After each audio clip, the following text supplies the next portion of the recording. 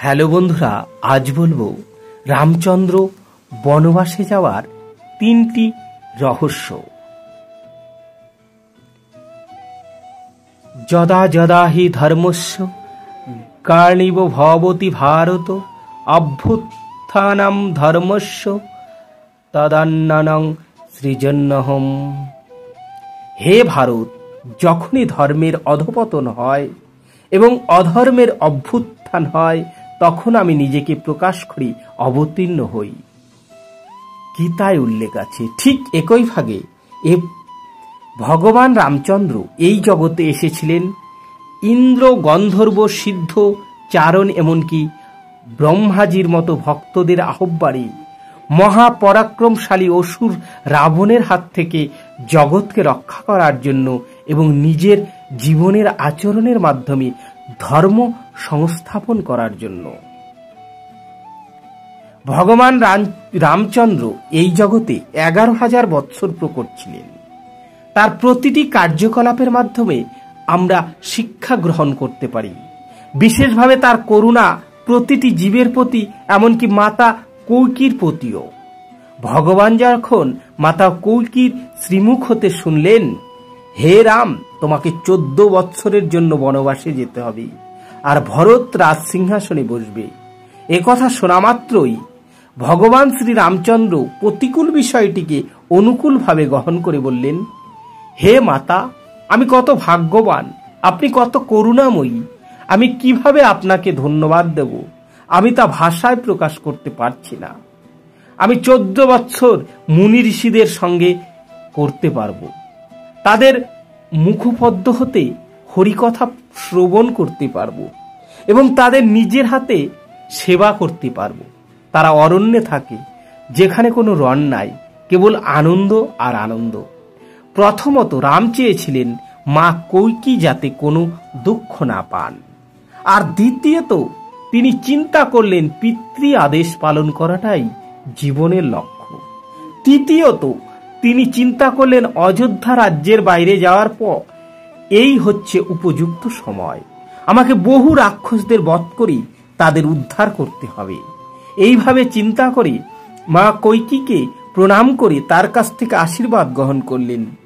এখন কেউ প্রশ্ন করতে পারে, কিভাবে প্রতিকূল পরিস্থিতিকে অনুকূলভাবে গ্রহণ করেছেন? শ্রী ভক্তিবিনোদ ঠাকুরের সুন্দর উত্তর দিয়েছিলেন, কেউ যদি ভগবানের চরণে শরণাগত হয়, তখন তার পক্ষে এটি খুব সহজ হয়ে যায়। মারবি রাখবি যো ইচ্ছা তোহারা, নিত্য দাস প্রতি তুহা অধিকারা। শরণাগত মানে ভগবান যা করেন তা মঙ্গলের জন্য করেন, সেটিকে সহজে গ্রহণ করা। একবার বিভীষণ ভগবানকে শুধুমাত্র ভক্তি দিয়ে প্রণাম করে বুঝলেন। ভগবান রামচন্দ্র বললেন, হে বিভীষণ, তুমি যে আমায় প্রণাম করলে, তার বিনিময়ে আমি তোমায় লঙ্কার রাজ সিংহাসনে বসাবো। সেই সময় সুগ্রীব শুনে বললেন, হে প্রভু, যদি লঙ্কার রাজা রাবণ এসে আপনাকে ভক্তি দিয়ে প্রণাম করেন, তাহলে আপনি কি করবেন? তখন ভগবান রামচন্দ্র হাসতে হাসতে বললেন, আমি রাবণকে আলিঙ্গন করে অযোধ্যার রাজ সিংহাসনে বসাবো। অর্থাৎ যিনি ভগবানের চরণে আশ্রয় নিয়েছেন, তাকে ভগবান কখনোই ত্যাগ করতে পারেন না। একবার ভগবান রামচন্দ্র বিশ্রাম নিচ্ছিলেন, সেই সময় সীতামা প্রভুর শ্রীচরণ কমলে একটি কাঁটা বার করে দিচ্ছিলেন। ওই সময় প্রভু রামচন্দ্রের নিদ্রা ভেঙে গিয়েছিল।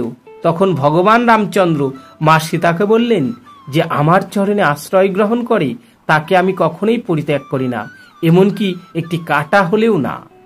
তাই আমরা দেখতে পাই গজেন্দ্র মোক্ষ লীলায় কুমির গজেন্দ্রের চরণ কামড়িয়ে ধরেছিল। ভগবান কিন্তু সে কুমিরকে কৃপা করেন, এ কারণ ভগবান চিন্তা করলেন আমার ভক্তের চরণ ধরছে, সে কত ভাগ্যবান, তাই তাকে আগে কৃপা করলেন। ভগবান রামচন্দ্র এতই করুণাময়, তিনি যখন জটায়ুর শ্রীমুখ হতে সীতামাকে রাবণ অপহরণ বার্তা শোনালেন এবং সীতা দেবীকে রক্ষা করার জন্য জটায়ু কিভাবে প্রাণ চেষ্টা করেছিলেন, তখন ভগবান রামচন্দ্র সীতামায়ের কথা ভুলে গিয়ে এক দৃষ্টিতে জটায়ুর মুখের দিকে তাকিয়েছিলেন।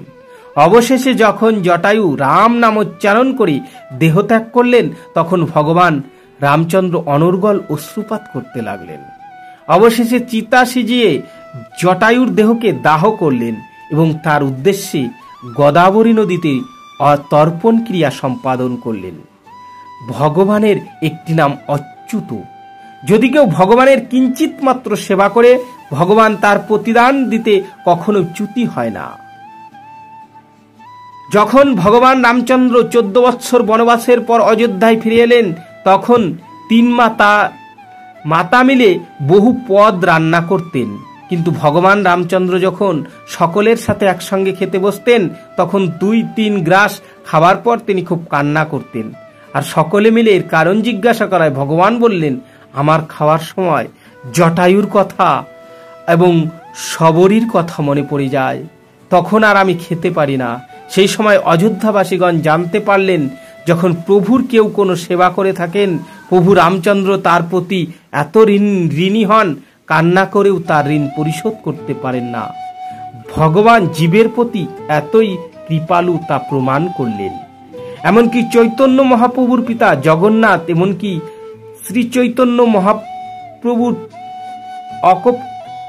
অপ্রকটের সময় তার পুত্র নিমাই যখন কান্না করেছিলেন, হে পিতাকে আমাকে দেখবে, কাকে আমি পিতা বলবো? তখন জগন্নাথ মিশ্র বললেন, হে পুত্র, তুমি চিন্তা করো না, তোমার দায়িত্ব আমি ভগবান রামচন্দ্রের উপর দিলাম, উনি তোমাকে দেখবে।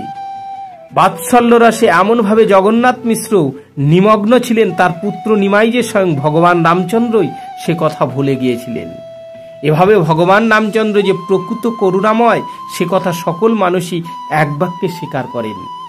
তাই এখনো লোকের মুখে মুখে শোনা যায়, কবে রামরাজ্য ফিরে আসবে। একবার ভগবান রামচন্দ্র ভ্রমণকালে নবদ্বীপের মদ্রুম দ্বীপে এসেছিলেন। সেই সময় মৃদু হাসতেই মা সীতাদেবী জিজ্ঞাসা করলেন, হাসির কারণ কি? সেই উত্তরে তিনি বললেন, এই জায়গা আমি কলিযুগে লীলাবিলাস করব, তোমাকে ছেড়ে আমি সন্ন্যাস নেব। হরে কৃষ্ণ। তো বন্ধুরা, ভিডিওটি কেমন লাগলো? যদি ভালো লেগে থাকে লাইক, শেয়ার ও কমেন্ট করতে ভুলবেন না।